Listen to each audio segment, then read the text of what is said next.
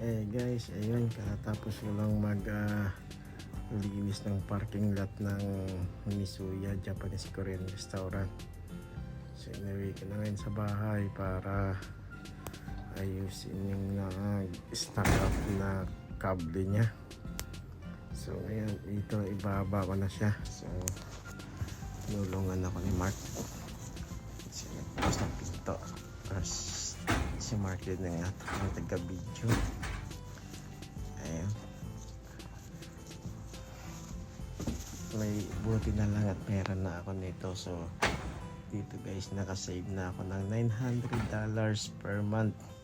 May snow o wala, yun yung sinisingil nung tagalinis namin ng snow sa parking lot ng Japanese Korean ng Misuya. Kaya ngayon, makakasave na kami ng pera kasi every year nasa 7,000 ang aming binabayaran halos sa kanya. May snow o wala 100% pero ngayon ito, meron na kami ng pang snowplow yung RV na to, kaya okay na yun. Muntik pang mahulog dahil dumulas yung aking roller. So balik ko ulit para ayusin natin yung ating roller dyan.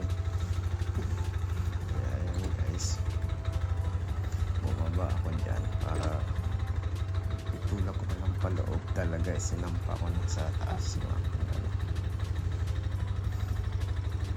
pinakatuloy-tuloy ko. Yan, para sure ball na pagbaba ko makasampa talaga yung gulong niya. So pasok ko sa garahe. At ito nga yung ginawa ko kanina nung nag-live ako, yung kable ng snow flow niya nag-stack up. Yeah, kinalas ko para maayos. So ngayon okay naman na. Yeah. Kung binabasak ko na lang pag ito ayos na yun. Sa sikawan so nag-stack up mga ano yan. Sabay pinasok ko na, papasok sa garahe yung aking RV na to.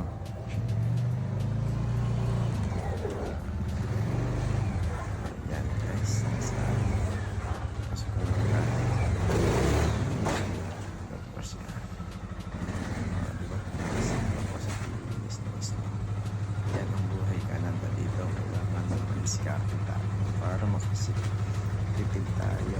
Okay guys, ngayon maraming salamat po. Thank you and God bless us all.